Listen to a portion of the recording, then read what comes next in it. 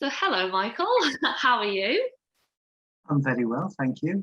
Nice to see you again after the series. Yes, nice to see you too. The first question is kind of how did you find the series? Obviously, you've watched it now.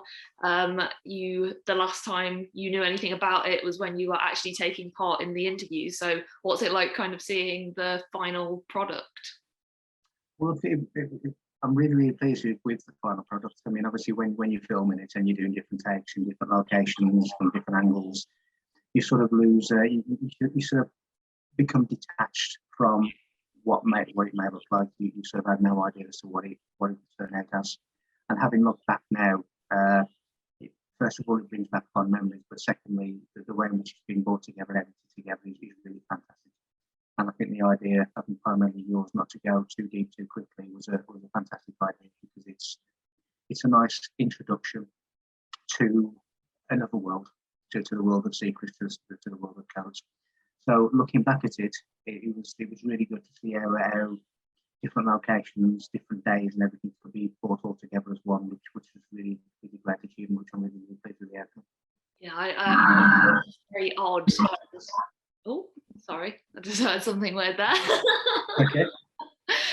Yeah, no, I agree. It's very kind of it's odd to watch it back, because obviously we were there and we watch it as a half-an-hour episode. But I can remember, the 8 hours in a non-air conditioned room when we were getting the kind of interviews. Is there any bit that kind of stands out to you that you maybe couldn't remember, or like anything that kind of stood out when you watched the series? I think the main bit, obviously, when I saw the different takes and realizing that how many times we did that one particular thing in order to get that 10 seconds of film, it's what stands out for me really is how, just like when I write a book and you start writing the chapters and then the acknowledgements and different things, and then the end result bears little resemblance to what you had at the start when you start writing on a Word document. So to take it from a Word document to a bookshelf ready book is kind of what happened with this series and with this documentary. So what stood out really is all of the intricate parts that we filmed and did again and again and again to get the best we could on that particular time, how it was all pieced together and all knitted together. And really some of the things took me back, but of course I remember each and every intricate cog of the wheel of filming it and knowing the different angles and knowing what we did that day to get the best result. So what's left for me really is how you can take an idea and in a very little time lapse, that idea is created into something that everyone is very pleased with. So what stands out for me is our creative ability, really, from start to finish, and how it all comes together. So that is what stood out the most for me.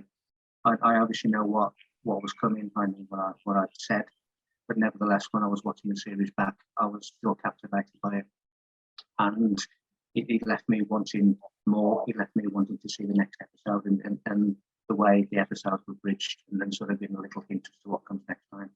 So it's really what stands out is how brilliant from an idea to a finished product can be in such little time. Yeah.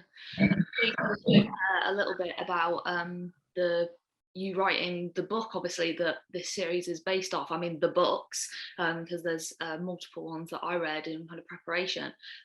Is there a difference between kind of the preparation and production of a book and the preparation and production that we kind of did for a TV series? Did you kind of have to go over your books again, or did you just feel like kind of freewheeling when we were doing the interviews? Yeah, I certainly didn't. I mean, the process of doing a book, or when I do a PowerPoint slideshow or anything like that, really is an art form in a different guise. So when you were saying about the documentaries, about the bridgings and the fill-ins and the B-rolls, but that is the same as what I do when I'm doing a slideshow, and I have to bridge from one subject to the next, and you have to bridge that. And when you're writing a book, I like to do it in a chronological order. So for me, how I would tell a story is how I would write the story, and it has to have some kind of sequence. It has to have some kind of make sense sequence. So really, in those terms, it was pretty much the same, but under a different medium. So instead of me sitting and writing, it was me talking to a camera about what I've written. I didn't feel the need to go back and reread what I've written because the majority of it stays in my head.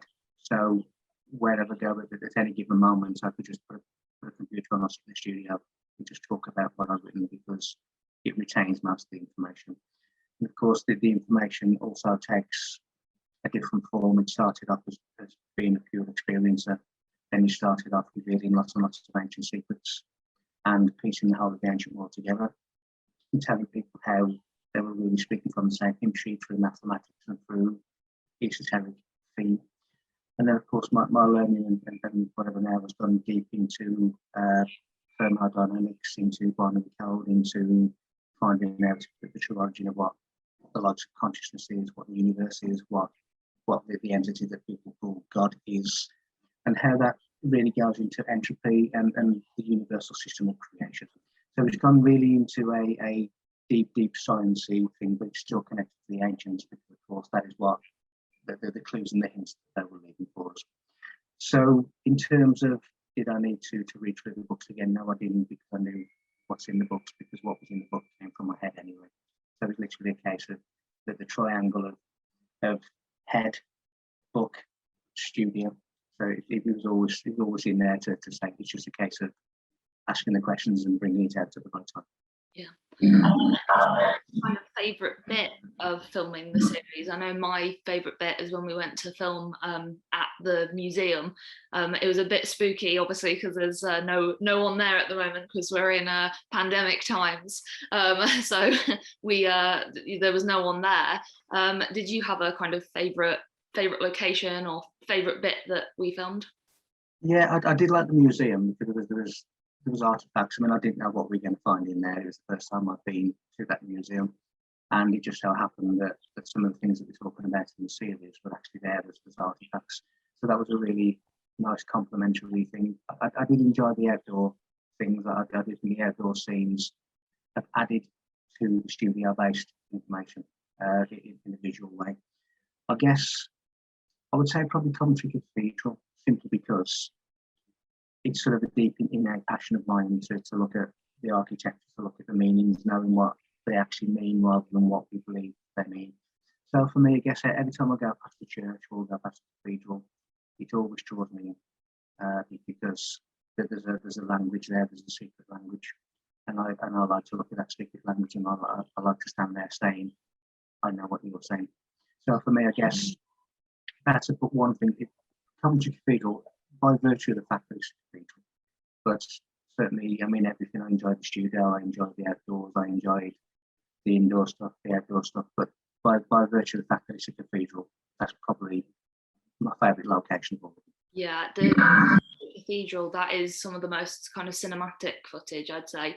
One of my favourite bits, kind of editing it, is we obviously went to a park location to kind of just talk about the different bits there, and there's loads of takes of us trying to film in front of a kind of fountain, and we're trying to link it back to a kind of baptismal font, but there's just someone beeping a horn and erratically driving around on a scooter, and you're really trying to maintain focus, and at the end of the clip we just all start laughing and we just have to abandon the take and just abandon the shot entirely because we've just got hooligans in the park.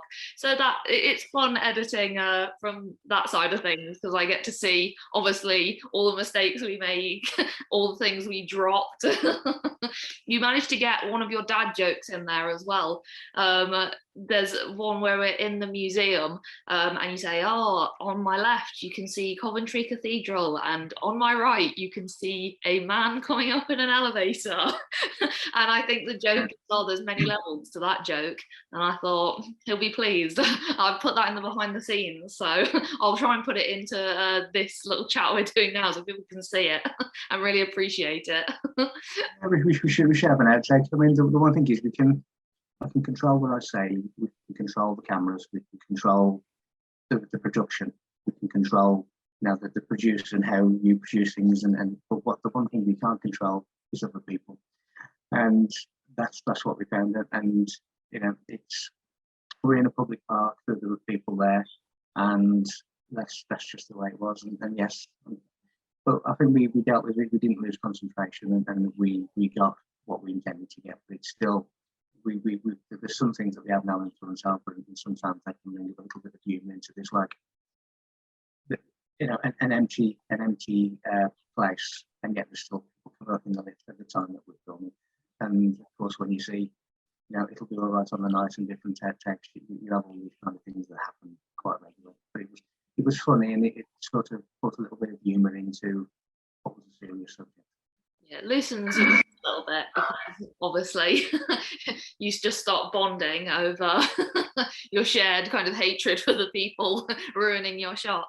But we kind of spoke about the harder bits. Was there any bits that you found particularly kind of easy and that you just found flew by when we were filming them? What I found particularly easy was the way in which the information flowed, and say it was at a really, I wouldn't say a low level, I would say it was at a middle level of information where people who are new to this information can understand it, but people who are not new to this information may find it as a different alternative view of what they've already found. So it was sort of nestled in the middle. So what I found really easy was trying what can be a complex subject and really deep subject into something that was easy to understand. And I think for me that was probably the easiest part of it. The most difficult part, of course, is doing 8 hours to get 2 minutes of film. That's I think anybody would say, can you just walk down that path again this time? Can you look at that tree? And it wasn't difficult. It was something that it was the repetitiveness of doing it. But nevertheless, I still enjoyed doing it because it's not something that I've done before in that kind of way. I've done, I've been involved in documentaries before, for other people's documentaries. I've been involved in TV shows, but in terms of actually filming my own documentary, my own series, it's the first time that I've done that. So it was really, I wouldn't say difficult, but the repetitiveness of getting the best take is probably the most difficult part of doing the series from my perspective. But nevertheless, it was both easy and enjoyable, and the way in which it went for me just flowed as if it had been completely planned like clockwork. Yeah, it did go quite quickly, because we kind of obviously filmed over the space of kind of 1 week with a few pickups here and there. But yeah, that is I've worked on other people's sets, and when it's kind of itty bitty, a day here, half a day here, it just you start losing track, and it makes it harder in the edit. And so I thought, if I'm very organized beforehand, then it will make the post-production even easier. Obviously we cover quite a lot in the series. The first episode is kind of ancient cultures, specifically ancient Egypt. Then we kind of move into the Roman Empire, and so on and so on. And we cover quite a lot. Is there anything though that, if we did like a series 2, that you'd want included, or that you think, we could have gone deeper into that, or we could have actually touched upon it and we didn't mention it at all? Is there anything like that? Yeah, I think there'd be quite a lot, really. I think, as I say, we sort of went in and decided beforehand to go in at a certain depth. There's obviously several more depths to where we went in. So I think what I would do if there ever to be another series is to relook at what we did in the first series, but then start in. It's just like scuba diving, isn't it? You don't jump off the boat and then go straight to the seabed in one go. You jump into the water, you get acclimatized, and you sort of gradually get deeper and deeper and deeper until you get to that seabed. So that really would be my intention, to start people off on the boat, to take people to just diving into the water, and then eventually just take them deeper, deeper and deeper. So that would really be my intention. So it would be to look at some of the old things that we spoke about, which was, again, what one of the major things in this world is religious beliefs, and one of the major, in my opinion, one of the major deceptions of this world are belief systems. So for me, it's important if people want to advance, if you want to take humanity to a more advanced place, then we need to address what is holding them back. And I do think, going to a deeper level to these, I would also like to introduce more science-based stuff, as we're saying, about you know, what consciousness really is, what gravity really is, what God really is, what the universe really is. And that would take me into binary code, that would take me into thermodynamics, that would take me into the quantum field. So I'd like to sort of take the audience in that kind of direction. But again, also stating and proving the fact that it also takes you back to the ancient world, where some of their ancient sites are mimicking computer motherboards. So that then takes you into the computer binary code of the universe. So they knew this kind of science then. And as I said in the series, you know, dated the Great Pyramid back to nearly 74,000 years of age. So they understood all about this kind of science, all about the body, all about the laws of circulation, the laws of cyclic reality. So I'd like to sort of go back on and take people deeper into the original subject of series one, but also then start introducing people to the true meaning of reality and really what we really are and what we're here for, what we're here to do, and how we at some point, using computer terms, we shall all be defragged after teleology again. So that is the kind of direction that I would like to go in to the next one, so it takes people deep and deep and deep towards the seabed. Definitely, and that nicely kind of segues into telling people to watch season one, which is coming out soon. I think it's the 19th of July, but I could be wrong, so keep an eye out on kind of Ickonic social media and the Ickonic kind of website. Get your subscriptions now so that you can watch Higher Consciousness with Michael Feeley. It was directed and edited by me. And just a last question for you, Michael, is, are you working on anything at the moment? Have you got a new book? Or I know that you've done a few things with Ickonic. I don't know how much you're allowed to talk about. Yeah, well, for me, when I get an idea to do a book, normally from the idea to the conclusion, it is literally within 2 weeks, usually. But 15 months ago now, I started writing 2 books simultaneously, and they were never finished. And they were never finished because the information that is coming in is taking me to a much deeper level that I stop writing to wait and see what happens, because I know that what I started will not be what gets finished. So at the moment, I'm just being inundated with invites to do conferences, but they're webinar based because I can't physically attend because of group gathering rules. So I've literally, the month of June has been probably the most busiest month. I mean, some days I'm doing 2 conferences a day. So I'm sort of busy preparing slideshows and PowerPoints for each of those, because each one is fresh and it's different and exclusive to that. So it takes us back to the filming of the documentary about having an idea from start to finish in a chronological order, having bridges to sort of bridge each of the segments.